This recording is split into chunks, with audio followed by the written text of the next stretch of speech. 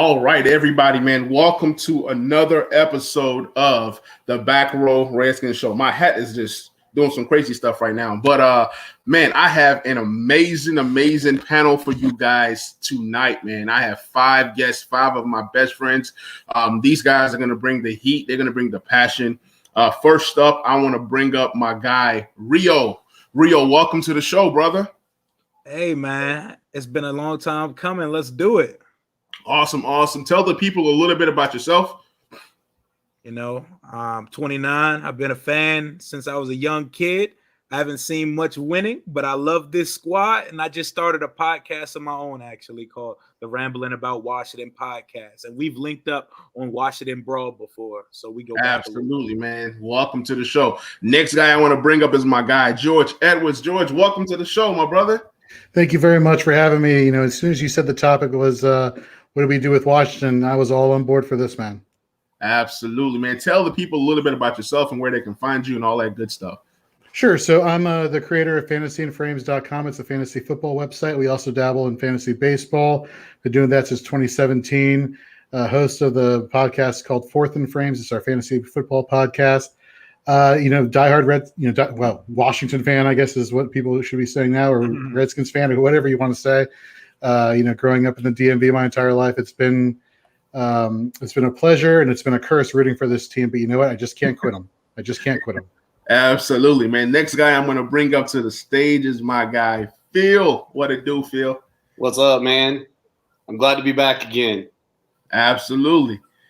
Tell us a little bit about yourself, bro. 41, live in Myrtle Beach, South Carolina. Been a Redskins fan my entire life. I've seen 3 Super Bowls. I'm pretty blessed. Must be nice. It is honestly. Watching them play, watching Monk play was amazing. Absolutely. But you can find me at Twitter. I help a friend of mine, Tony. We run the Twitter Redskins Hub 1, and we also run the Redskin Hub Facebook page. I think we're the fastest growing Redskins page on Facebook. Awesome. Good work. Next guy to bring up to the stage is my guy, Nate Coleman. What's up, brother? Manny, what's going on? Thanks for having me on. It's awesome to see his face and not just interact on Twitter. You guys can catch me on Twitter at JayhawkChalk. I do a lot of draft downs and a lot of stuff like that, but it's awesome to build up this community and get together with you guys and talk Washington football team. Absolutely. And the last guy that I'm bringing up is my guy, Sanchez. What's up, brother? What's up, Manny? Thanks for having me on here. Appreciate it. Absolutely. Tell us a little bit about yourself, bro. Well, I'm 30, and I am the host, creator of On the Warpath on YouTube, talking Washington football, previously Redskins, all the time on the channel, do lives, do pretty much thoughts on the team, how the direction is going and everything like that. So and doing interviews and collabs with people. You were my second interview I ever did on here. So wow. It's good to be on the away side this time.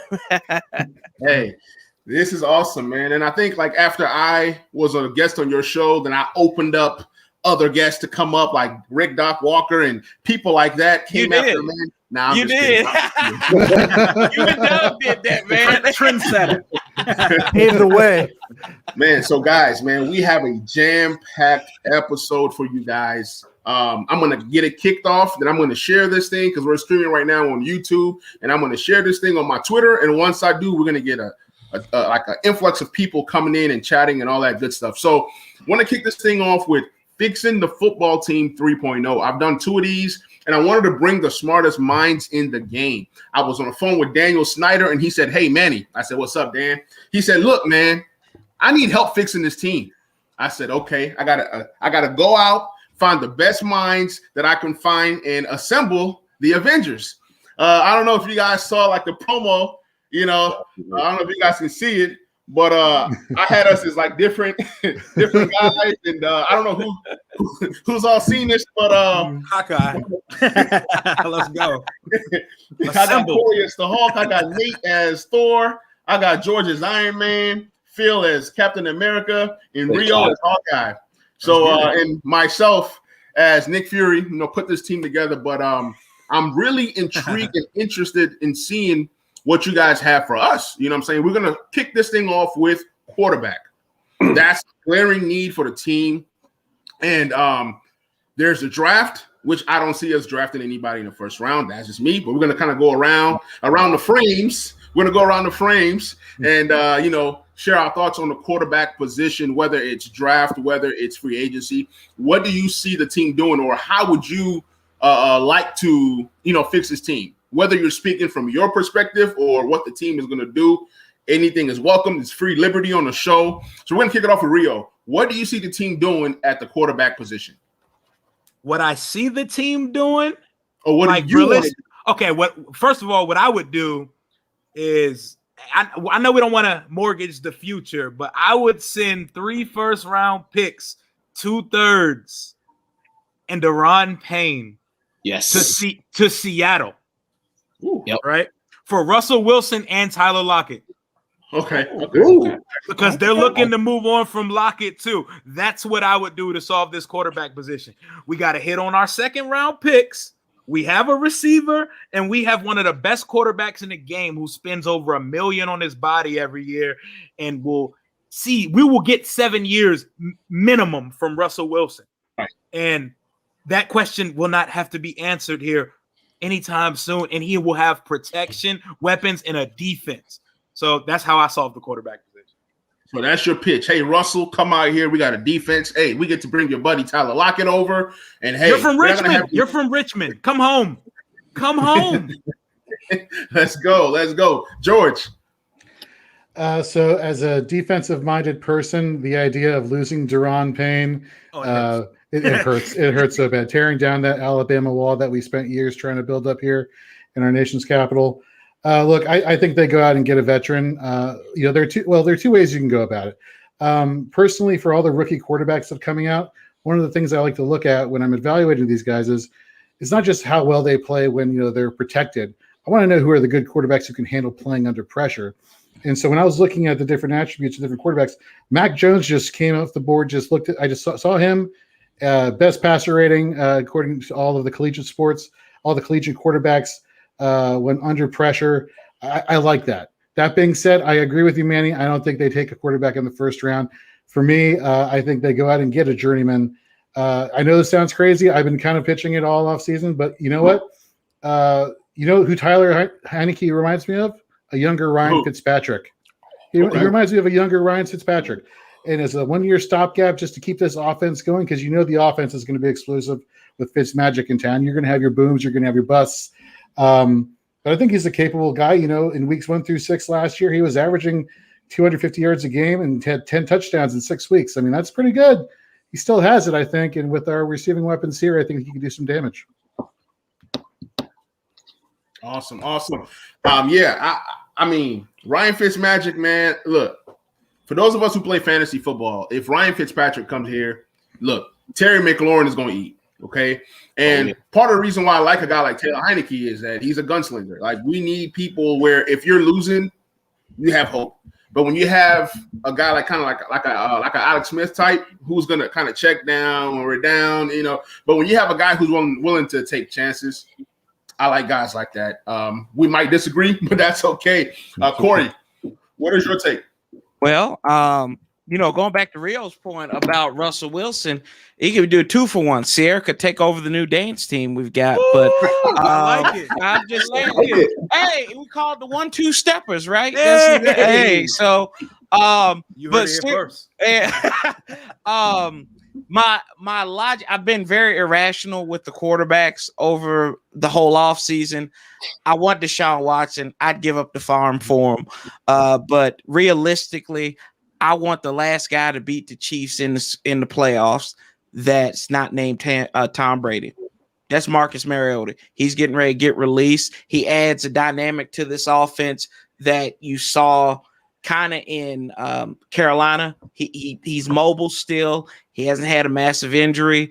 I kind of freeze up a little bit when I think of Cam, but Marcus had some good times there in Tennessee. I think they had 2 playoff appearances. He was part of 2 winning seasons out there. So I think I like Marcus Mariota, y'all. I know a lot of people are kind of hesitant about it. He's a good age. And if I'm not mistaken, they had us connected to him back in 2015 too for a little bit. So I think Mariota would be a good pickup for us as extra dynamic. I think he can open up the running game for Antonio Gibson. And then I think Terry McLaurin, he can lean on somebody, maybe go out and get Corey Davis. I know I'm thinking a little bit ahead of myself, but you can go out there and I think you can have a functional offense that can get you some wins. And honestly, I mean, I like Marcus as a guy that we can grab without losing assets. Mm-hmm. You know what I'm saying? I like him over guys like Teddy Bridgewater. I like him over guys like Jacoby Brissett. That's just me personally. But I want to see what Nate has to say. Nate has this look. He's like, I don't know. I'm about to give it to him. Talk to us, Nate. Yeah, I'll tell you what, with Mariota, the recency bias where the last time you saw him, he had a great game against the Chargers. But I mean, there's 32 teams that passed on him. He's what he is like a higher level of Alex Smith. He's very conservative. He's not aggressive. He's a slow processor. He's going to take with the defense. And if you want that, if you want a game manager, you limit your ceiling, but you floor. So the team finished in the top 5 in turnovers last year. You really just need a guy who's not going to turn over the ball. But I think some people think he still has a ceiling, though, that he can reach to. But for me, for this team to reach its ceiling, and when I say ceiling, I mean contending for a Super Bowl, you need a quarterback that's going to elevate the offense so you can play with a lead and your pass rush playing with a lead. That's how you win in today's NFL. And we can't do that until a dynamic offense. So you're going to have to find that franchise quarterback. If you can't trade up in the draft, which, I mean, there's 4 terrific quarterbacks I like, but it's going to take 2 a second and probably some other change to go up and get them. Then I think you're looking to next year. I think you're looking to 2022 for that quarterback class, which isn't as strong. I mean, sometimes you got to be patient, and this team isn't a player away. I people like to say that, but they're not. I mean, they have multiple holes to fill, and Rome wasn't built in a day. Mm-hmm. For sure.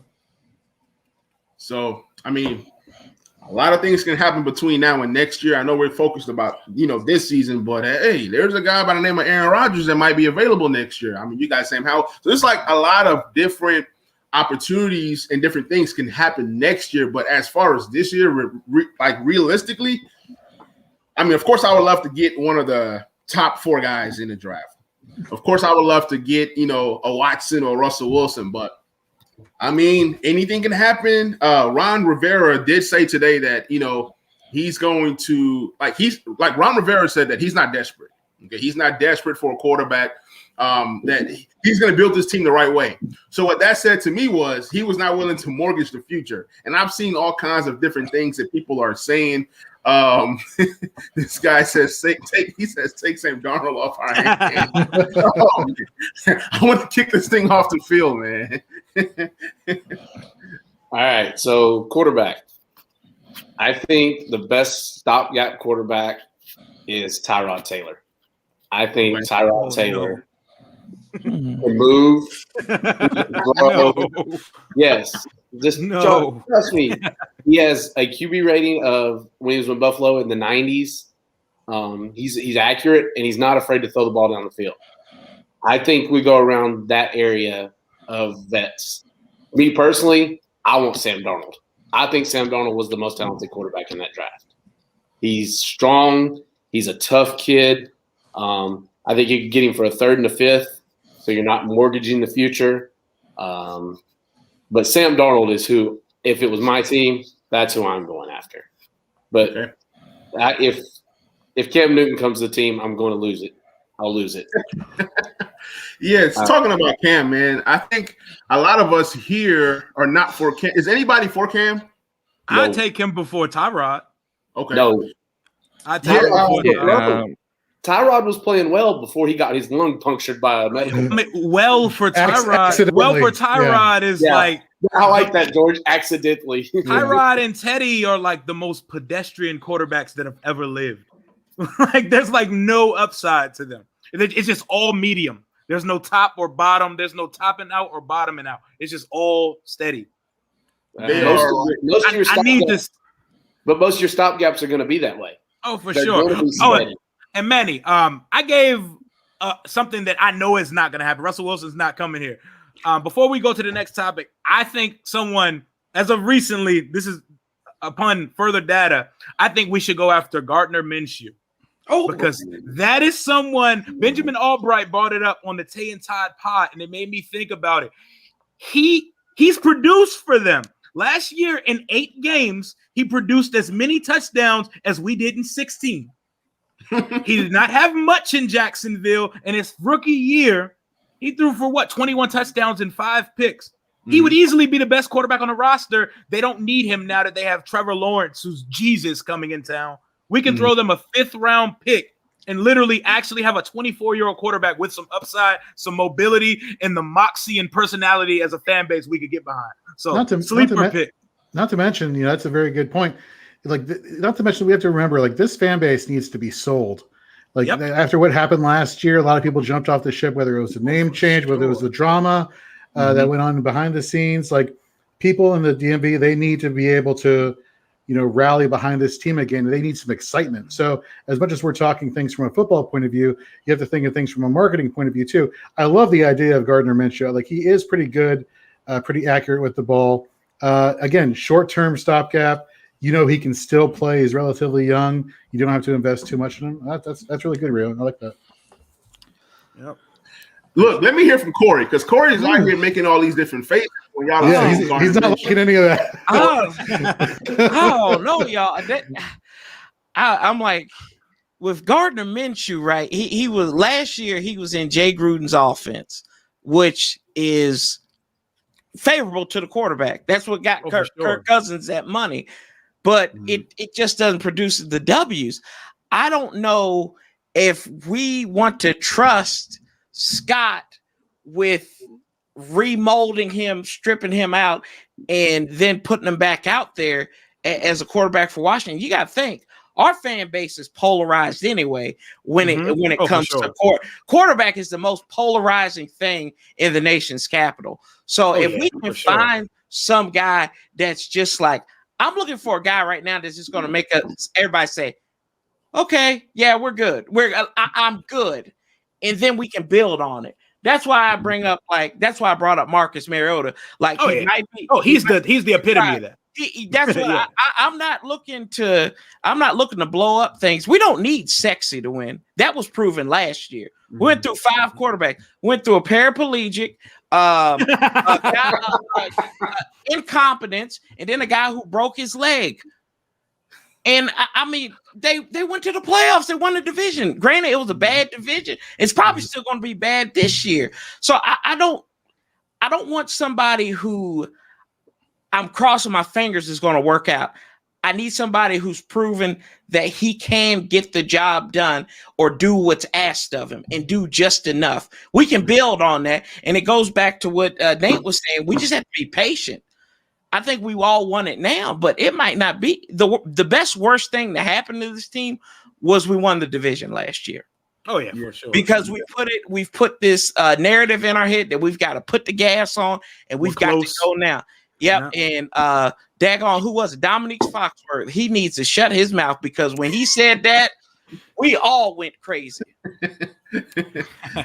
Yeah, right, so you can throw out last season. I hear a lot of people talk about that, but every season is different. There's so much variance. Yeah. If you go and individually look at those games, man, 7 wins, right? Talk about the quarterbacks we beat. You have DiNucci, you got Dalton, you got Brandon Allen or Ryan Finley or whoever you have there. You have old busted Ben Roethlisberger. How many good quarterbacks did we actually beat? It was a lot of it was just variance and luck. So I wouldn't it's good to build off of, but don't count on that next year. I mean, it's all about offense. If you can't put up points and you can't rush the passer, the rest isn't going to come together. But I mean, you can expect to not turn over the ball as much as we did last year. So I think that's the one positive thing going for us. And there's a lot of guys who fit that bill. You have Tyrod, you have a lot of other guys, Bridgewater, whoever you want to go after. I think the one thing with you guys talked about Darnold and Minshew, their careers are actually very similar. Minshew has done a lot more with a lot less. He wasn't a first-round pick. He didn't have good talent around him, and he still made more happen. Everyone talks about Sam Darnold and his ceiling. Absolutely. I've never seen his ceiling. The only time I ever saw his ceiling was his first year.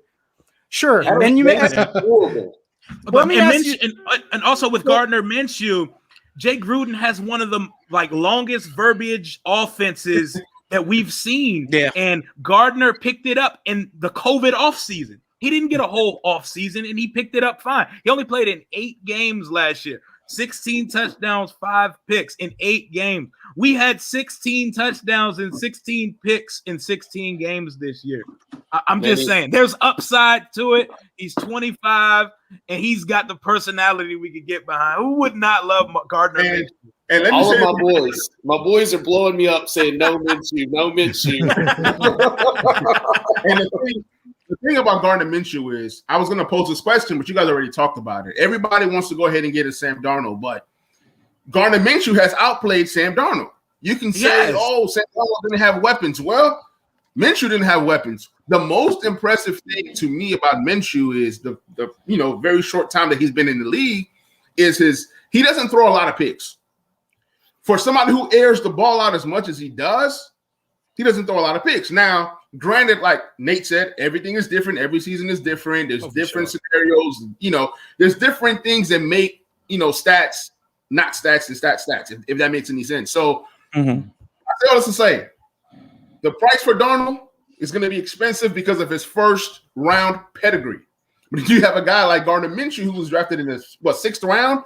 So he doesn't have that pedigree as a top tier guy, but at the same time, we're trading. They're very similar. And for me, I like Gardner Minshew's upside more than I like Sam Darnold's. That's just me. But guys, some big news went down today. Kyle Allen was picked up. He was tendered, and then Sims Jr. was also tendered as well. We're going to transition to wide receivers. Outside of Terry McLaurin, we have a whole bunch of Jags, a whole bunch of guys who run around pretending to be wide receivers, a whole bunch of guys that can't catch the ball, a whole bunch of guys that are inexperienced. Okay, so we desperately need a wide receiver too, whether it's via the draft or whether it's via free agency. My favorite guys that I wanted both got tagged. I wanted Galladay. I wanted Allen Robinson. I understand the cap. You mean Godwin? Yeah, Godwin. Look, Godwin. Yeah, Galladay is free. Yep. Yeah, Galladay is free. Not free. No, he's definitely not free. Oh no, not free, but he's free to sign anywhere. Just $20 million a year. He's free. So guys, I will ask you guys this. Do you guys think that Godwin is better than Terry McLaurin now? Does anybody disagree? I think he's better than Terry. Would you guys are we all agreeing that who's the other guy? Allen Robinson is better than Terry McLaurin right now. Allen Robinson is because he's played with crappy quarterbacks. All right, he's elite. Look what he's done with bad quarterbacks. Yeah, Allen Robinson is. I don't know about Godwin. I think I'd take Terry over Godwin. Godwin's in a better situation. You got to look at that. And Godwin that age is everything with wide receivers, man. Once they get to 28, 29, 30, that cliff falls off. So, I mean, Godwin is still young. He's already had his big year. I mean, he's easily there for me. I mean, Robinson's 27. He's a stud, but I think him and Terry are really similar, to be honest. I don't think there's much of a difference. Okay, I'll give you that. And I say this to say those two guys are guys that I felt like were worth the money to me. Godwin and, I keep forgetting the other guy, Allen Robinson. Once they're gone, they're gone. Once they're off my radar, they're just out of here, okay? They're gone. So, to me, Kenny Galladay, right now, I feel Terry is on the same level that Kenny Galladay is on right now. Yeah. But is he worth that $20 million a year? I would say no. But at the same time, if you can get a Kenny Galladay, he is a major upgrade. And I think him and Terry are going to complement off of each other. So you guys talk to me about what you guys see in free agency and if a guy like Kenny Galladay is worth it. I'll let Rios kick it off. I think Kenny Galladay would be worth it. I don't think we're going to go that route. I think we'll throw an offer out there for him. But he also gives you that 50-50 ball ability down the field that helps quarterbacks out. Just throw it up. He's going to go get it that we don't really have on the roster. I guess Cam Sims is a poor man's version of that. But Cam Sims frustrates me because he cannot find the right running lane and follow blocks to save his life. But anyways, I think the route we're going is more on the lines of we need some speed. Nelson Aguilar is a name that a lot of people like that. they're gonna think about Philly and the fact that he was always open and didn't catch passes. Well, his hands came to Vegas last year and he caught and he averaged 19 yards a catch. Give me Nelson Aguilar and a Curtis Samuel to use as a utility guy. Put him in the slot, put him on the outside, put him in the backfield, and give me Elijah Moore in the second round of the draft, a slot demon. He is the best at creating separation, and he might be the best route runner in the draft. And then, boom, we got a full receiving room. Whoa. And we can let the rest of the Jags complete the room. We can let Cam Sims, Harmon, Andy Golden. We can let all of them compete for a couple spots on the roster. Sorry, Rio. That's not those faces. That's not that you. What this I just said. This is ridiculous. He's a slot receiver. Are you out of your mind? I like his Who's a slot picture. receiver? Look, I like his profile picture. Oh, are you kidding me? Oh my God! Oh my God! What is he saying? Let's not put Terry just on realized the that. That's just a great slot receiver. I thought That's why we were all. Wow. No, we were all. If by slot receiver you mean wide receiver one, yeah. Wow. Oh wow! Sorry, Rio. That was just that just blew my mind. He just said Deshaun Jackson is available too. Oh, Hey, you the gotta ambulance boot him. truck. You gotta Done there, boot him. done that. You gotta You boot need him. to stop. Hey, George, sorry, Rio, my bad. Yeah, George, you got Nah, it, man. nah, I'm on board with Kenny Galladay, to be honest with you. I think he is the worth the money, to be honest. They're gonna have to pay up whoever they're bringing in here. Like Kenny Galladay's just not gonna look at a situation as like, well, what's the quarterback situation? What's the situation going on? I think he'll be tempted by the fact that we have a good defense and we're pulling our weight there. And pairing up with Terry McLaurin, I think would be a good thing. In terms of a slot wide receiver, I know this name has been beaten to death, in Washington circles, but Curtis Samuel, you look at the emergence of these wide receivers like Deebo Samuel, like Brandon Ayuk in San Francisco. These guys can catch it. They can run with it. That's what Curtis Samuel's been doing for years. Last year, he had over 1,000 yards from scrimmage. He gets the 11th most targets from the slot. I mean, and I don't think his price tag is going to be that high. I think they could go out and legitimately get a big name wide receiver and get somebody that Ron Rivera knows and trusts. Okay. Corey? yeah, I like Curtis Samuel because just with everything you can do, you can just draw. You can have 1, 2, 3 different plays sets for him that he can do it with his feet. He can do it in the air. I like. Because I feel like we're gonna go to Dollar General. We're not gonna go to the mall to get somebody. And a name, Speed, just got cut from Buffalo. Mm-hmm. John Brown. wow. Smoked. John Brown is Smokey. And Yep. I mean, he what have we really what has Ron focused on since getting here? Speed. He's 30, but he's still fast. Oh, he's still moving. Yeah, he can still move. He can still burn people up. And I think that's a good target. But at the end of the day, wide receivers ain't nothing if it's not with what we just talked about earlier in the quarterback. But I like those two guys. I like Samuel, and I like John Brown, man. I've always been a big fan of him. Yeah, I like John Brown a lot. Nate, what you got for us? Yeah, I love talking about receiver. So I think with Kenny Galladay, you're talking about $19 to $20 million per year. So it's going to be expensive, and you got to understand with those contracts, like wait a year or two, and it won't seem like it's so bad. Exactly. But he definitely adds a dynamic feeling. He led the league in touchdown passes and not touchdown receptions in 2019. He was third in yards per reception and second in 20+ yard receptions that year too. So he's a dynamic deep threat, and he can win all over the field. But he's also getting up there in age a little bit, and he has an injury history, so that's to keep in mind. The big thing is like with the draft coming up, everyone talks about how deep it is at receiver. It's really deep at slot receivers. It's not deep at receivers out on the outside. There's not as many perimeter receivers. So everyone's like, yeah, Curtis Samuel, that sounds awesome. But I mean, it's so deep. There's 10 or 12 receivers you could take that can play in the slot and they won't cost nearly as much. But I do like Samuel, but you have to add someone on the outside who complements Terry. There's a lot of different ways you can do that, right? Like there's guys who are really fast, like Will Fuller, but they obviously come with that injury history. You have the high risers like Kenny Galladay, and you also have like possession guys like Corey Davis, and it's kind of a pick your poison there. Like they're all they're all guys I like. But I mean, I really want to build like wide receiver is a premium position. I want to build that through the draft. And I feel like free agency is all about building your needs, right? You grab short-term needs. The draft is all about the long game. You know, it's getting those blue chip prospects and bringing them in. So, I mean, with a deep class like that, you really want to hit up the draft. And a guy like in the second round, you said Elijah Moore. Elijah Moore is perfect. I mean, I think he has such a high floor, and he can play right away. Obviously, another guy I really like is Rondell Moore, and I know he can play right away because he had the best freshman season of all time as a freshman receiver. I mean, he's like a 99th percentile breakout age. I mean, dude was just crushing it. He's a freaking like Saquon Barkley, but he's a receiver basically. He's so much fun to watch. But I think he'll be there at pick 51 if we're looking at that. But we'll have to see. Oh, it's his comment here. The Spanish Jesus Steven Montez. We are not talking about Steven Montez on No, this pod. Please don't give him 20 seconds. We're already doing it. We're not going to do it. We can't do it.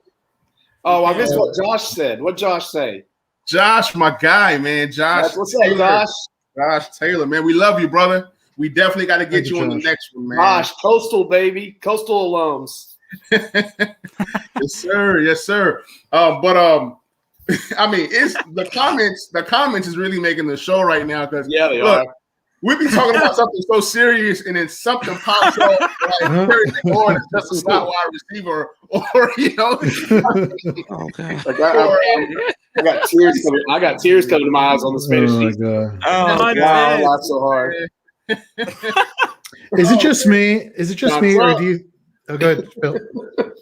Hold on. I gotta talk about this take by Josh before we could. You know what, Whoa, Nate? dude. I like that. Mac Jones, Nate, baby. Woo. You have been on Josh's show more than all of us. Okay, so talk to me about his love for Alabama guys, man.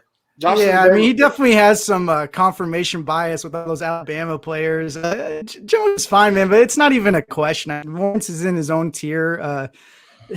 You just listen to him talk about receivers too. Like he knows Jamar Chase is better than Waddle and Smith, but he's going to come on here and talk like every Bama player is, God's gift to earth or something. It's ridiculous. Dude, he knows what he knew what he did. We have 7 rounds of Alabama players. Yeah. God.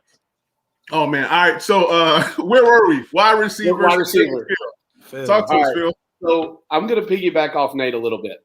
Like he said, the draft is loaded with slot wide receivers. You could get a guy in the 4th, 5th round like Cade Johnson, Austin Watkins. You can get some of those guys. They can come in and play right away and cut Steven Sims. See you, Stonehands. You're going. Now. Send him right now. I'll drive him out of here. Yep. Yeah, thanks, Rio. But yeah, my plan at wide receiver, I would go for Corey Davis. I like the possession receiver. I agree with Nate. I really, really think that. Good grief! Come on, Josh. Oh, but to give Josh some credit, I have heard they love Robert Foster. He will be on the team. He'll be a wide receiver 5 or 6. Speed. He's fast. So that's why I don't think we'll go after like John Brown. I really do think we'll go after Corey Davis. We don't have the money to go after Galladay. Right now we're sitting at $39 million in cap. That's with the sheriff tag.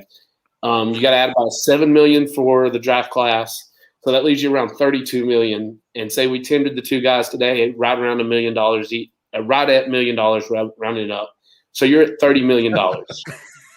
Man, look what the Saints and Cowboys are doing. The cap is a myth. If you need cap, the cap will just come out. You can pull it out your pocket if you need it. The cap's if you need to get trust me, the Saints are going to be losing Lattimore. They're going to lose Teron Armstead. They're not though. They won't. What? They're not going to lose them. They just lost their best pass rusher, Hendrickson. Oh yeah, they're going to lose Hendrickson. Oh, for sure. But they're going to manage because the cap is manipulated to people's will every year. Well, that is true. You can manipulate it so much, but they're so far under. They are going to have to cut people. Sure. But anyway, back to wide receiver. Like I said, if we go slot like Curtis Samuel, I would go with a bigger wide receiver like Cornell Powell, Sage Surratt, around the 4th or 5th round. Just to get that big body outside of no Juju. Juju's overrated. All he wants to do is dance. Too expensive. That's all he wants to do. Ron Rivera would bench Juju in a heartbeat. He'd just be done with him. Before we get off of that, what's everybody's problem with Juju? Yeah, I don't care about that. I think he's a rogue. He's 23 and he Yeah. uses TikTok like all other 23-year-olds nowadays. He danced on some logos. He has great football character, and he shows he's a high-end wide receiver too. He's He'd good. be a good compliment. He's good. Phil said it. He's not a Ron Rivera guy. Yeah. I mean, everything, like, I know we're building a culture here, but his football culture is fine. Like, he can dance. Everybody on the team's not going to be a choir boy like Terry. Yeah, Ron that's don't totally. like everything off the side. He's football. He wants guys that'll come in at 6 o'clock in the morning and be there. I mean, And- Terry's gonna. I mean, Juju's gonna do that though. He's a hard working or a great teammate. He just has. He dances. He You dances. think Galladay's expensive? What's Juju going to do? I do like Kelvin Harmon too, by the way. He was one of my favorite guys. He's a jump ball guy. 38, 40 balls his rookie year. Yeah, granted, they were with Haskins throwing the ball, but Nate, I really want to know what your opinion is on like my idea of Sage Surratt, Cornell Powell late. Because I really do believe we'll sign Curtis Samuel because of the Carolina connection.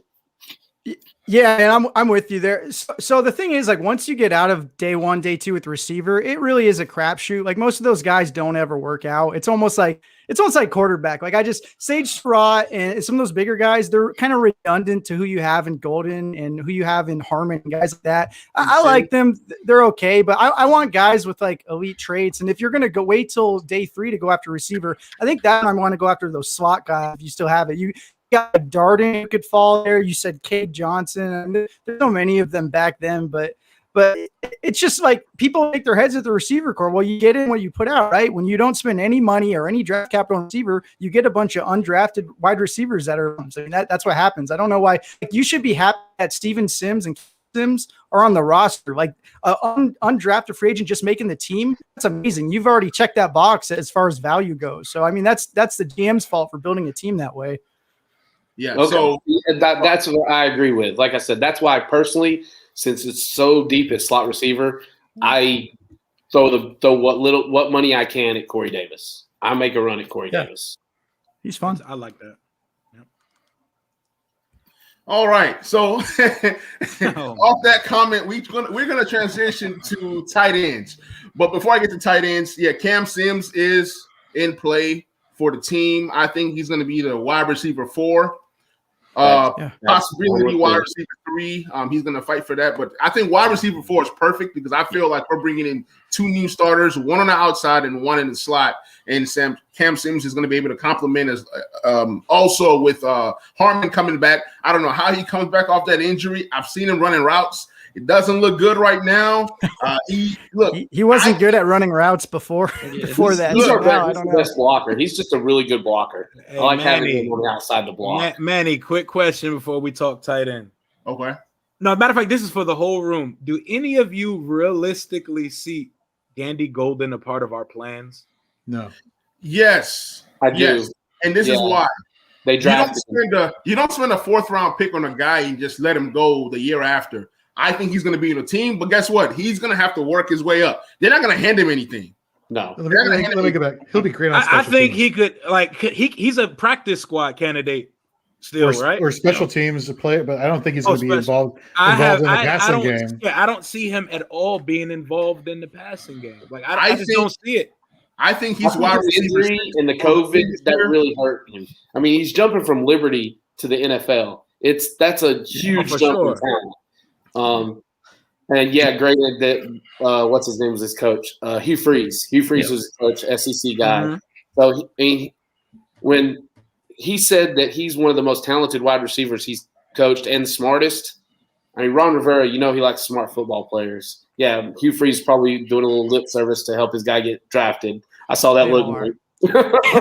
Man, when I watch those press conferences, I don't even I'll watch it, but it's all just cliche, coach speak, man. I take everything they say with a grain of salt. Like Ron Rivera says, we're not going to make any risk. We're going to play it real. I don't care about it. And they're car salesmen. Listen, exactly. the only thing that speaks in the NFL are transactions and on the field. That's the only thing that speaks. Like, Okay, you gotta at least flash in practice. Like, Yeah. show me a practice clip of Antonio Gandy Golden doing. Hey, something. he had one hurt. big 25-yard run on the season. I remember Yeah, that. He against- had on the one reverse. explosive play. Yeah. Versus Yeah. the Browns. Cleveland, Versus the yeah. Browns. He had a big drop too. That was like a 25-yard reception too. So, but I mean, he's a fourth receiver. You can't, like I said, but once you get to day 3, don't expect these guys to do anything more than make the roster. Oh yeah, for sure. That's All right, so tight ends. Everybody's been commenting. Somebody commented about Dan Arnold from the Cardinals. Somebody said my favorite tight end prospect right now in free agency, Jonnu Smith. Somebody said Hunter Henry. So I'm going to kick it off with Corey. Corey, talk to me about Jonnu Smith because we both like Jonnu Smith. We both are on a Jonnu Smith second right now. I'm with y'all. He look, I think he'd be affordable for us. Big guy, got a nice little catch, especially if you go back and look at like the highlights you put together too. In the end zone, you find him, you throw that ball up in there, he's gonna come down with it. I like Jonnu Smith more than I like Hunter Henry. And you saw the debate I was getting into with my cousin, and he said, I'd take Hunter Henry. I said, no, Hunter Henry stays hurt. And if you look at it, Jonnu Smith, his numbers have increased each year. And it's not like been big, but they've been boom, boom, boom. He went for like 100, 200, 300. Almost 500 yards this year. So I like him, and then they put him back there in the running game one time. So I like Jonnu Smith. I think he would be a good compliment to my man because I'm the president of the Logan Thomas fan club. So put Smith. The only thing I worry about is his blocking. But other than that, put him and Thomas together, and I think you got your threat. And if you can't find your wide receiver too, that I think that's going to help cover up some deficiencies there. Weapons. We need weapons. Absolutely. Yeah. Absolutely. Yeah. Hunter Henry stays hurt, man. Yeah, he's always hurt. He'll play 5 games. He misses 3. He was healthy all year last year. I think that's I think you get that reputation. And injury prone is something you hear thrown out a lot. Pull up Hunter Henry's games played the last couple years. Yeah, we know about injury prone tight ends. Okay, yeah. I mean, let's talk about Jordan Reed. That's Reed. Yeah. I believe he was talking about Logan Thomas, but let me hear what George has to say about the tight end position. Wow, you're not going to like this. So I went with the less sexy approach. I'm of the belief if it ain't broke, don't fix it. I think Logan Thomas did a great job last year. I think he can build upon what he did going into this season. But for me, whether it's, if they draft a quarterback, whether they bring a quarterback in, they really need it, especially if they sign one of these big wide receivers, they can't really spend too much money in other positions on offense. Mm-hmm. So therefore, it's about keeping the quarterback upright. One of the free agents out there, his name is Tyler Kroft, tight end, formerly of the Buffalo Bills. According to Pro Football Focus, was the 8th best pass blocking tight end, allowed 0 QB hits or pressures on the season. Somebody you can get for the cheap, protects the quarterback, like you just said about Jonnu Smith. Not that great of a blocker, but a great receiving option. Mm-hmm. I think if you're trying to go low key and you're trying to protect this quarterback, whoever that quarterback is, I think Tyler Kroft is somebody that maybe is going to be under the radar sighting. Awesome. I've seen somebody put up a Brevin. Oh God, Gordon. yes. I love him from Miami. God, he's a beast. And the other point is, I think Jonnu probably gets around $9 million, but I think that he's worth. I think that Jonnu is a rising star. He's a guy that's trending up, and if he goes to the right team, right system, he can be a guy. I mean, we've seen tight ends come in and ball out. When I look at Jonnu Smith, I see him as a shifty. He has like that shiftiness of a Delaney Walker. This guy can take handoffs. You can move him around a little bit, even though he's big. He got some wheels on him. Rio, what are you thinking about tight end? Like, what do you think the team does? What do you want the team to do? I love Jonnu and Hunter Henry. I like them both, but I think we're going to spend some money at the wide receiver position. I see somebody's asked about Thaddeus Moss. He has no part of any plan that's he's Randy's son. That's it. There you go. That's it. No reason he's going to be Randy. He caught a touchdown in the national championship game. That's all. Okay, but back to what I was saying. I love Jonnu and Hunter. I think there's some cheaper options, but the cheapest option is through the draft. And one of my favorite players in this draft, Pat Fryermuth, the tight end from Penn State. he could be our younger Hunter Henry. I see a complete tight end from this guy. He has a good catch radius. He can block, and he's a dog. I like him. I think he could be our co-tight end one. I think he's the second best and one of the more complete tight ends in the draft. Awesome. Nate? Yeah, guys, with tight end, you got to think like you don't want to pay a premium in free agency for tight end, especially when you're talking about your second tight end, because we don't even play in 12 personnel that often. The reason we don't is because we don't have someone who can block, seal the edge, and pass. We had 3 receptions from our backup tight ends this year. That's all 3 of them. They had 3 receptions. So you don't want to spend like premium dollars. You could get someone like Gerald Everett's someone I really like, but I think he's probably going to cost like 7 or 8 million. But if you're talking about the draft, we do need prospects, right? We don't have any prospects in the pipeline for tight end. We don't have anyone that you can build on for the future. And it's one of the slowest positions to develop anyway. So yep. I saw someone mention Brevin Jordan. Brevin Jordan is excellent. I mean, he's a lot like Jordan Reed. That's kind of who he reminds me of. He's not a good blocker though. He tries, he's willing, but he in line, he's going to struggle with that. So that's something you have to think about. But I mean, he is a weapon like after the catch. He's not really an end zone threat either because he's smaller, but someone else I really like is Hunter Long, and Hunter Long, someone you can get probably in the 3rd or 4th round. And so he was the all ACC tight end the last 2 years, right? The 2019, it was a run-heavy scheme. They had a completely different offense, like focus on A.J. Dillon, and he was an awesome blocker. Got awards for it. Everyone was ranting and raving about him. This next season, he leads all of college football in receptions for a tight end. They changed the offense. It's more of like a pro style, and he leads the team in receptions, leads the nation in receptions. So he's a guy, he's not going to flash you. Like he's pretty good at ran a 4.5 in high school at weighing 235 pounds. So that's pretty fast for how big he is. But I mean, he's a guy who you can play right away. Like I think he could be your 3rd or 2nd tight end from day one, and you can get him in the 3rd or 4th round. Awesome. Phil? All right, so tight end. I'm not paying tight end. Logan Thomas is our 1, so why pay a 2? I'm bringing in Kyle Rudolph on vet minimum. I'm going to say, hey, come back and play with Scott. He knows the offense. I think he'll be fine there as a vet minimum, or a tight end 2, tight end 3. Kyle Rudolph is a pretty good blocker out of Notre Dame. I do like Hunter Long. He reminds me of poor man's Travis Kelce. I really like Hunter Long. But a guy I kind of want to wait a little later in my draft for a tight end. I like guys like Trey McKitty out of Georgia, Florida State, whichever school you want to say he's from. I also like Kolar. He went back. So I also like Kenny Yeboah from Ole Miss. Yeah. Yeboah was the best blocker out of JUCO. He likes to hit people. He basically said if he drops a pass, he's taking it out on his next target when he blocks them. I mean, he is nasty.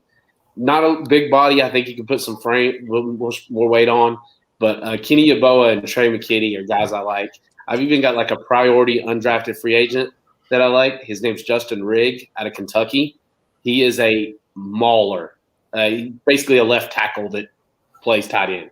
He likes to hit people. But I'm not paying tight end. I feel you. So let's go to the next position. Let's go ahead and shift to the defensive side of the ball.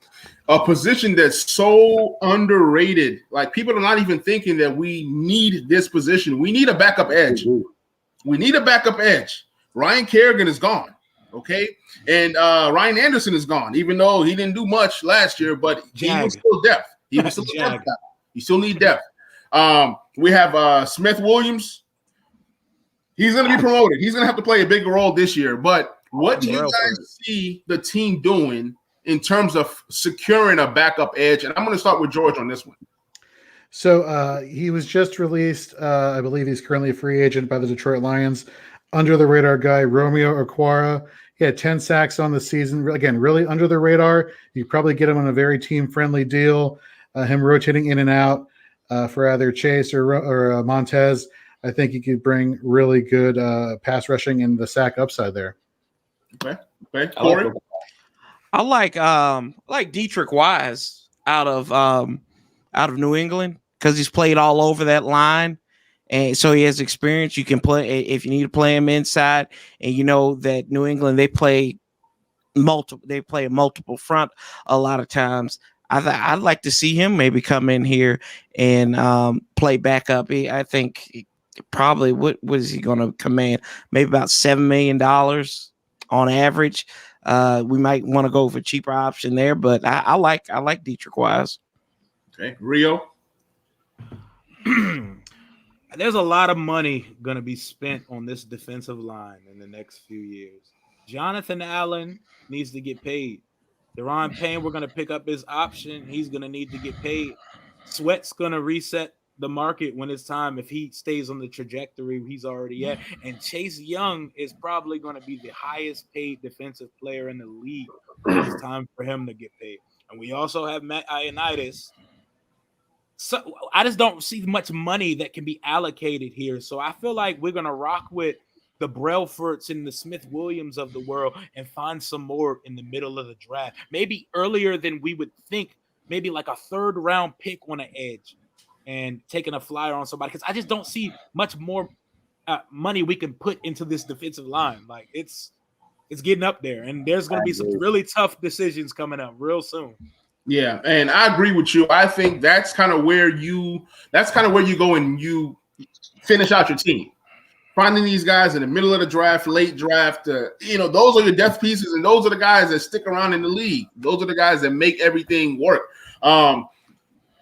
Speaking of offense, I forgot about Brandon Sheriff, and this right here is a hot topic. This is a hot topic, and I apologize that I didn't talk about this when I did, but we got to go ahead and talk about this right now. You want to know why you forgot? You want to know why you forgot it? Because he's a guard. Making tackle money. He's a guard. It's like we franchised this guy last year. See, we should have paid this guy 2 years ago. We should have, if we were going to keep him, should have done it 2 years ago.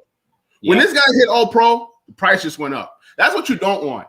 A lot of these guys on the football team now, even on the line, you have to extend some of these guys now because some of these guys are going to hit Pro Bowl status. Some of these guys are going to hit All-Pro status, and the price is just going to go up. You can't keep everybody. But Brandon Sheriff being franchised again for the second time, $18 million for this year. That's just insane. That's nuts. We had cap, but we don't. He destroyed that cap. And since Nate has this look of disgust in his face, I'm going to start with Nate first. Why did we franchise tag Brandon Sheriff? The guard is like the running back position on offense. I mean, it's so worthless. So you talk about like everyone's like, well, you can't put Wes Martin out there. That's the response I get when I talk trash on this. But listen, like we've had Eric Flowers come on and play great. We've had Wes Schweitzer. By the way, every team who has paid their guards recently is trying to cut or release them. You got Brandon Brooks. You have Trey. There's so many right now. Just read. There's like 5 different guards right now. Pro Bowl guards, not just your average run-of-the-mill guards that teams are trying to trade or release right now because they regret it because it's not a position. And he's 29 years old. He's not in his prime anymore. And he won All-Pro. That's awesome. The reason he won All-Pro, if you go look it up, there's only a few right guards that were healthy all year that actually could qualify and there's not a lot of good right guards in the NFL to begin with. There's a lot of good left guards. So he's lucky that you couldn't switch it over to the other guard position. Like I love it, but if your argument is I love homegrown talent, that's a stupid argument. That it's about team building, and that's not a premium position. I'm sorry. I could get 2 high quality guards for $9 million each, and it probably help the team out a lot more than paying for one that's going to get injured and is going to be up for a contract again next year. Bars. Just dropping bars. I see you, Nate. Wow. All right, we're going to go ahead and go to Corey. Corey, then Phil. Yeah, I mean, you look at it. We're paying for a guy who has missed how many games on average over the last 3 games a season, and like you said, he'll be 30 in December, and not too many good right guards. Like Nate was saying, I don't know. And they talk about his leadership. I guess the human aspect of it. I don't care what anybody tells me. Leadership is not worth $3 million a year to me. Get him, tag him, trade him, get him out of here. Just see what you can get out of him, because you can go hit. If Sadiq Charles is healthy, you can kick him in at guard, move Schweitzer back over to right guard since you still have him. You'll be fine. Like I think people are missing this point. I think we're just so scared that this is going to be like a Kirk Cousins thing. If it is, oh well. Some other team's going to get screwed at the end of the day with guaranteed money. That's all. That's right. I mean, you see all these different guards being cut. You know, you see Joe Thuney. Joe Thuney is a nice guard. He's an above average guard. And he was franchised last year. This year, they said, heck nah, I'm not about to franchise that guy and do what Washington just did. That's stupid. You know, so you see all these different guards trying to get traded. I mean, teams are trying to trade them or cut. And we just go ahead and say, we're going to franchise our guy because he's an all-pro. Come on, man. Well, Zeiler just got cut for the Giants today. Yeah, too. Zeiler just got cut. Norwell's going to get cut. Yeah. I mean, it's not even – I know he does really well against Fletcher Cox, and that's how he made his money. And that's the only reason that and he was our first All-Pro since, Matt Turk. So, I mean, to be honest, that's the only reason. Rivera likes football guys. Sheriff's a mauler. Sheriff's a football guy. But there's no way I would have franchise tagged him. If I couldn't have got a long-term deal done, right. I'm sorry. I like Brandon. Love Brandon. Great pulling guard. Good at what he does. But like Nate said, you could pay two guys $8-9 million. Actually, Sadiq Charles and Wes Schweitzer, I think, would get the job done. You can get a guy in the draft like Trey Smith from Tennessee. Yep. Honestly, man, this is the end of Sheriff. I'm telling you guys right now. We're not. If we can't get a long-term deal done by June, whatever the date is, it's got to be done. June, July 18th. And also, why are the guards and tackles together in the franchise tag? Stupid. Does anybody know that answer? That's dumb. I didn't know that was a thing. That's why he's making $18 million because of the tackle. Because it's the top 5 average of the top 5 tackles and guards. Abolish the franchise tag. There we go. There you go. Get it out of here. The franchise tag was supposed to help the teams, but it's not helping the teams. It's helping the players right now. Yeah, talk to me, George. Look, I mean, what else can I say here? Look, they have until July to work out a deal where they can bring that number down. But they're probably not going to be able to do that. I believe, Corey, you were mentioning possibly packaging him in a trade leading up in the draft. I think that could be something that they could look into. But this is a hit. This is a hit that, quite frankly, it's just one we didn't have to make. Mm-hmm. Hey, Rio, I want to ask you this, man. At the cornerback 2 position, we have a need. Like I said, we have a lot of needs. Hopefully we hit all these needs, but if not, hey, there's always another episode. CB2, you got Ronald Darby, who played great. In my opinion, this is my opinion. Y'all don't have to agree with me. I think he was the best corner on the team this year. He was. I agree. He was the best corner. He was the best corner on the roster. He was defending. Forget all the interception stuff. Hey, remember all the flack I took, Manny, for saying Ronald Darby would be the best corner? You and Adam said that it'd be Jimmy Moreland and Kendall Fuller. Who did I say would be the best corner? Yeah. They were all good. A little bit. They were all good, to be fair. I mean, what's good about Darby is that he was the number 2, and they weren't going after Fuller. They're going after Darby, and he showed up.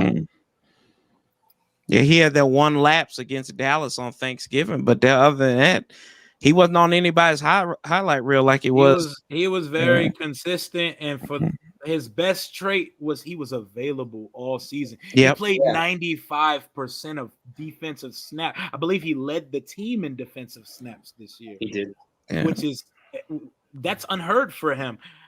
You have to get him done. He's home right now. This is where he's from. And he's our best cornerback. We're doing this thing where we don't have a number 1 shutdown corner, but we're just solid. Mm-hmm. And we can do just solid on both sides because the line and the front 7 that we have, or at least the front 4, because we need to work right line. Yeah. But get Darby done. Don't overpay him and get in a bidding war for him, because I'm out if that's the case. And I'm gonna go get me a Jason Verrett or someone on a 1-year flyer. Exactly. I can't get in a bidding war for Ronald Darby. What about Patrick Peterson? I like Peterson, but it's got to be a short-term deal. He's gonna get more money than he warrants at this point of his career. Yeah, I'm actually. I don't think he will.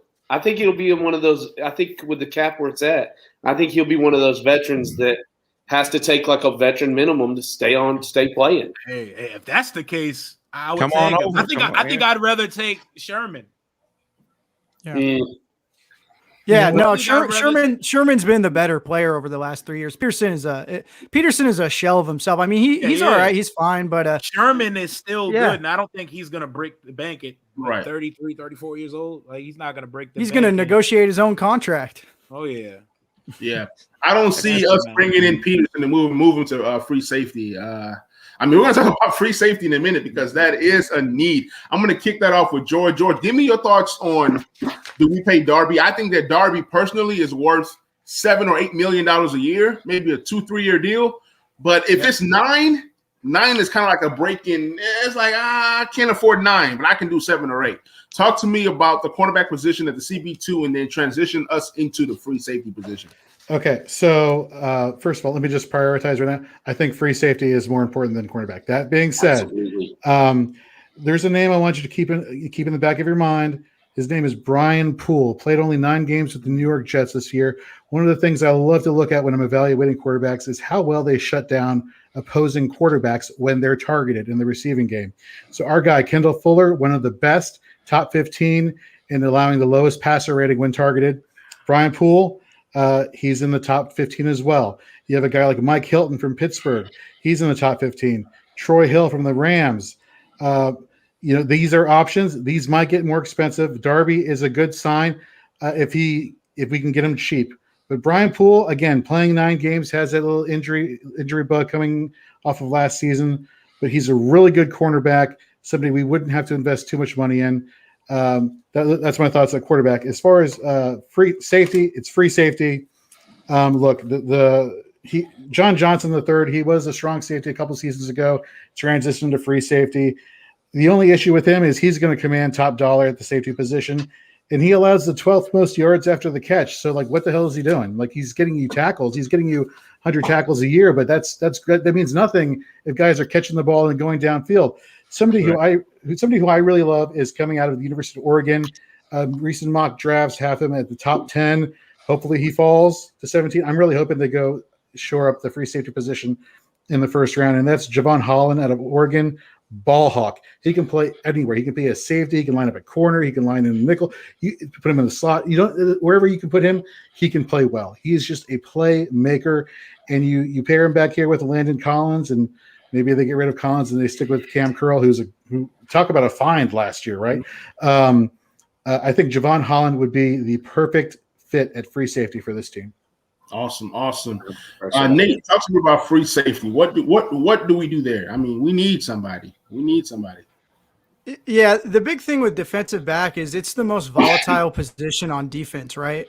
And the reason for that is it's a passing league. So it's so hard to play cornerback. It's so hard to play free safety. So when you see guys have career years, and that's pretty much all of our defensive backs, right? You have Fuller, who had pretty much a career year. You had Moreland, who had a career year. Darby, Reeves, you have Curl. All of these guys had career years. So you're going to see some regression come back where they're not going to be quite as good. And you can expect that. And I'll say this too, a lockdown corner, that's more scarce than a pass rusher. If they're rare, there's only a few of them. So cornerback is still a big need for me. But if you're talking about free safety, I mean, this draft class has a few good ones I really like. Richie Grant from everyone is buzzing about. Richie Curry. Ever since the Senior Bowl, his tape has just popped up. Everyone wants to talk about it. He was the quarterback of the defense there, just a really instinctual guy who he might not be the best athlete, but he's seen it all. He's played long enough to be the captain of the defense. So that's a guy I like. But I think free safety, that's the other thing about safety. Like, I don't care about box safety. I don't think that's nearly as important as free safety. I think a ball hawking free safety is one of the 3 most valuable positions to me on defense. So if you can find that, like I was really hoping Marcus Williams would become a free agent, and somehow the Saints are able to get a franchise tag on him. I don't know if they paid him like NBA Top Shots or something, but I don't understand how they could afford him, but I wanted him. That was like my guy. I'm pretty disappointed about that, but yeah. I really like them as well. And free safety, I mean, we're like in a unique position because Landon Collins is coming back and we can't cut him this year. We can't trade him because of the cap hit. So we're kind of stuck with Landon Collins, at least for this season. And there's a possibility that you can kind of move Landon Collins around. I'm not saying he's going to play linebacker, but you're going to see him in positions to help out at that linebacker role. He's going to play his position. You're going to have Cam Carl, who was a corner and played some safety and some slot. So he's very versatile, but keeping Cam Carl back there on his own, that's not a strength. That's not what I want to see. But he can grow. I mean, he can help out at that position. But I see us getting somebody rangy. I like the guy from Carolina that we've been trying to Trey Boston. Boston a lot, man. Yeah. Bring him in on a vet min. Yep. What about you, Rio? If we go the free agent route, I know we don't like bringing in injury-riddled players, but if there's someone you're going to do it for, I'm taking a flyer on Malik Hooker. Hooker, he is such a single high, rangy baller when he's on the field. It's just his first year and his fourth year. He dealt with serious injuries, but when he's on the field, he's so good. He has some of the best tools as a single high free safety as anyone in the league. He's only 24. I would take a 1-year shot on him. And if we were to go in a draft, maybe trade back from 19 or take someone in the second round, I like Trevon Moehrig out of TCU. Somebody said Richie Grant in the first round. That's a no for me. He's not. No, Richie Grant will be available at 51. Possibly. Yes, available at 51. First round, no. That's a no for me. Yeah, but I like Hooker. I like Malik Hooker if we're going to actually sign a free safety. I like Hooker. Cheap. He's really cheap. Yeah. All right, so we got two more. Yep. We got two more things to talk about. We have one of the biggest needs, if not the biggest need on defense, linebacker. We're going to talk about linebacker, and we're going to take these fan questions, and then we're going to wrap up the episode. Now, linebacker, Corey, what do we do at linebacker? Draft Zaven Collins at 19. There you go. Draft Zaven Collins. He can play all three spots, and you get Jack, you get Ron, their linebacker that's going to be in that backfield for the longest time. The guy, you go watch him on tape. I know people talk about the kid out of Notre Dame. He's on that small side. But Zaven Collins, hybrid safety. He's a safety. I can't put him in linebacker. Yeah, and I like Zaven Collins, man. I think he's a complete package, and I think people are overlooking him. And if you wanted to trade back, maybe to where the Chiefs were or something, you could probably get him too, and maybe recoup a pick or something. I like Zaven Collins, hands down. Don't go out in free agency. Draft this fool today. I like it. I love it, man. I love Xavier Collins. If you're not getting Micah Parsons, Xavier Collins is this consolation prize. Rio, what you think? Man, Micah Parsons would be the dream. Like if Micah Parsons fell to like 14, I would make a call. Like I would make a call because that's the guy you put in the middle of your defense, and that's the Luke Kuechly of this draft. I'm not trading up. Oh yeah, but if he got within range, I would consider it. But I think I'm signing a Jayon Brown from Tennessee to plug one of the spots, and then I'm gonna take another one in the draft. I'm gonna take a Jabril Cox out of LSU. Very athletic, very rangy. He's probably not gonna be in the Mike spot. He's probably gonna be he's gonna definitely be one of the off-ball outside backers. I think he's rangy. He can cover, and they could work with his skill set. I like him. George. So my wish list for middle linebacker, there's only one name that's at the top, and that's Neville Hewitt from the Jets. 134 total tackles. This guy's a volume tackler. He's the 8th best linebacker when it comes to stopping positive plays. So he's getting in the backfield. He's getting that negative plays. Really great. Going to command top dollar. I love the Jayon Brown talk right there. Josh Bynes is another stopgap. He's a stopgap, though, but he's really good against the run. For me, actually, the outside linebacker position is kind of where I'm a little bit concerned about. I'm not really sold on, is it Kevin Pierre-Louis, however you want to pronounce it. Kevin shouldn't be on the team anymore. Linebacker Eric Wilson out of the Minnesota Vikings is a free agent. Him paired with Cole Holcomb, these two guys are actually really good in coverage. So, again, Nate, you were talking about, the thumpers in the middle, or the thumpers for the safety position don't really matter. It's the coverage guys you don't want to miss out on. Well, having two guys in the top 10 as far as being great linebackers have been targeted in coverage. I mean, if you can't get your middle linebacker, I think you address the outside edges. Mm-hmm. Nate, I know who you like. You like that kid from Buffalo, Milano. Talk to me. Yeah, I like Milano. I'll say with linebacker, I almost absolutely don't want to draft a linebacker in round 1. I know it's a need. It's not a premium position, fellas, though. I hate to say it. If you're drafting a linebacker in round 1, they damn sure better be like Luke Kuechly or Bobby Wagner, or you're going to regret that pick later on, because you can get the same value later on in the draft. Now, if you want to trade back from 19 and pick up like a Xavier Collins, I will, but I'm not taking Jock that early. The thing with Jock, he's a box safety. He's a positionless player, right? He has under 220 snaps in the box the past 2 seasons at Notre Dame. He doesn't play in the box, so he's not a linebacker. So people need to stop with that. Okay. His skills are redundant with Cam Curl. But I'm not taking a linebacker that early. That's drafting need over like valuing the position. That's not how you do it. And I know like that's an obvious glaring need. Did you guys know that KVP was really good in coverage last year though? Yeah, he was one of the best middle linebackers. It was, yeah. Yeah. And like, so was awful. You can use him as a sub package linebacker. You can re-sign him for really cheap. He doesn't have to play all the time because he misses a lot of tackles. And that's where defense struggle was, like stopping the run. But hey, if you want to stop the run, play with the lead more and you won't have to worry about that. And it comes back to offense. I know like that's not what we're talking about, but if you're talking about linebackers later on that I really like, Jabril Cox, like he jumps to the top for me. He's that guy in 3rd or 2nd round. This guy has more snaps playing in the slot than Jock, Parsons, Collins, all like 6 of the top linebackers do combined.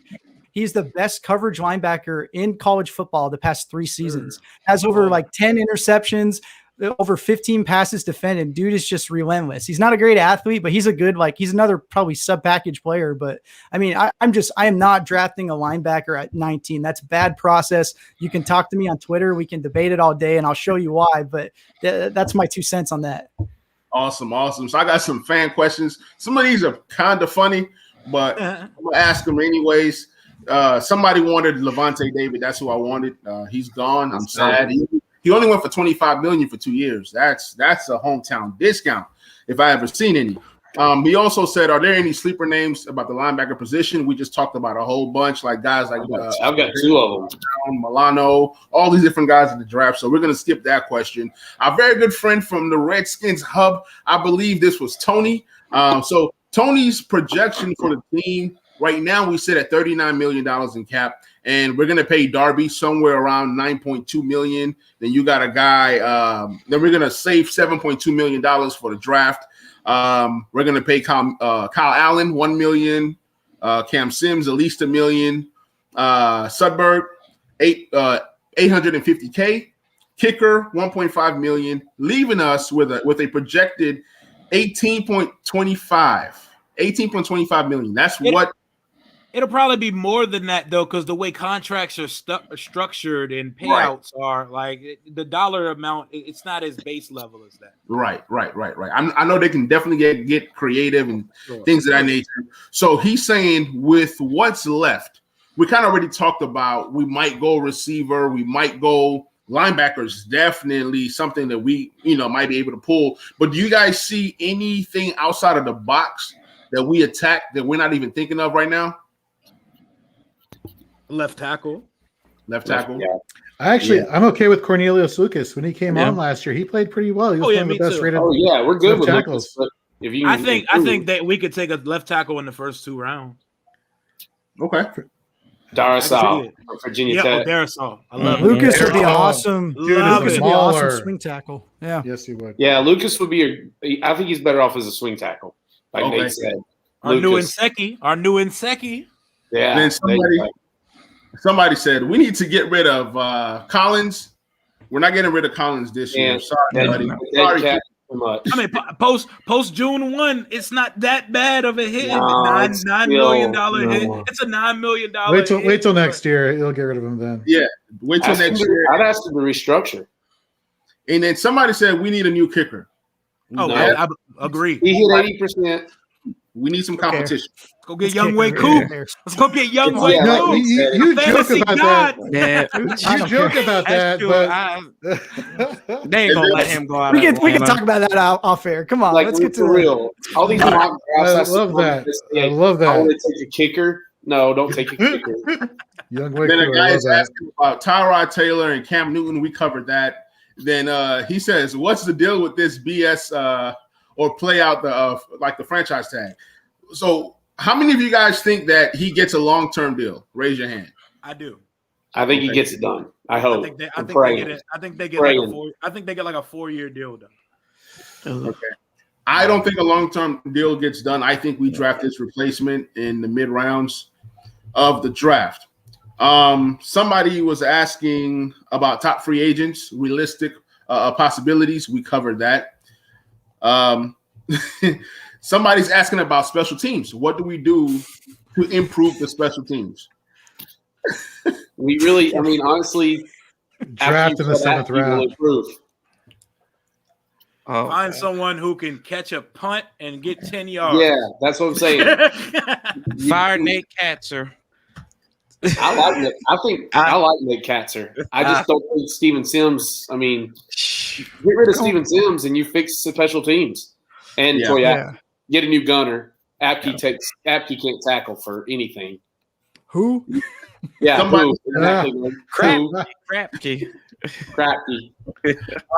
All right, guys. So before we wrap up, I'm going to go around the frames one last time, and I want you guys to give me your hot take or your bold prediction for this free agency. Rio? Okay. We're going to sign 2 wide receivers and a tight end. Don't have the money. Money will be found. We're going to sign 2 of them. We're not, and I don't mean top dollar. Like, I think we can get a Samuel and a Nelson Aguilar and get a tight end. I like it. I'll take George? I think they go either with a Fitzpatrick or a Minshew, and they get Kenny Galladay. Spicy. I'll take it. Ford? We are going basement discount shopping, and we will not burn the farm on anybody. No big splashes this year. Nate? I think they take a defensive end in the top 3 rounds. That would kind of surprise some people because it's not a huge need right now, but I don't know. Here's a hot take. Phil? All right. I agree with Corey. I think we stick around the J.D. McKissick, Logan Thomas, Cornelius Lucas signings, get players that Scott Turner and Ron Rivera like. The draft, first 3 rounds will be left tackle. I still think Ron Rivera and Jack Del Rio are going to find their middle linebacker. I would not be shocked at all if Nick Bolton is taken. He's not a high ceiling guy, but he's got a high floor. He is just a great middle linebacker, quarterback of the defense. I like Nick Bolton. All right, so here is my bold prediction. We're going to sign either Curtis Samuel or a Jonnu Smith, and we're going to draft Rashad Bateman at 19. I think we invest on offense. I think that we don't bring in any quarterback worth having. I think we're going to have a mid-level, mid-tier, veteran, Wally O'Vet kind of guy, and I think we're going to bring in weapons on offense to help this team. And I also think that we bring in some kind of RB2. I was just going to say, I think we might sign a running back. Absolutely. Michael Carter. UNC? Yeah, baby. No. UNC. Don't. No. If they spend a day 2 pick on Michael Carter, I'm going to be furious. It's just No, I'm saying around 4. no, dude. The NFL loves Michael Carter. I promise you, he'll go like round 3 or earlier than you think. And you know, like 2 backs from UNC are going to go really early. I know. My boy Javonte. Javonte is up. They're just climbing. Yeah, I know. So, guys, man, this was an amazing episode. Once again, this is the Back Row Redskins show. I am your host, Manny. Was joined by Rio, George, Corey, Nate, Phil. This was the episode. We love you guys. Y'all stay safe. Be sure to subscribe to the YouTube channel, Talking Sports with Manny. We got lots of content coming. Got some other great guests coming on next week. Got the merchandise store now. Support your boy. I love y'all. We out. Later. That's it.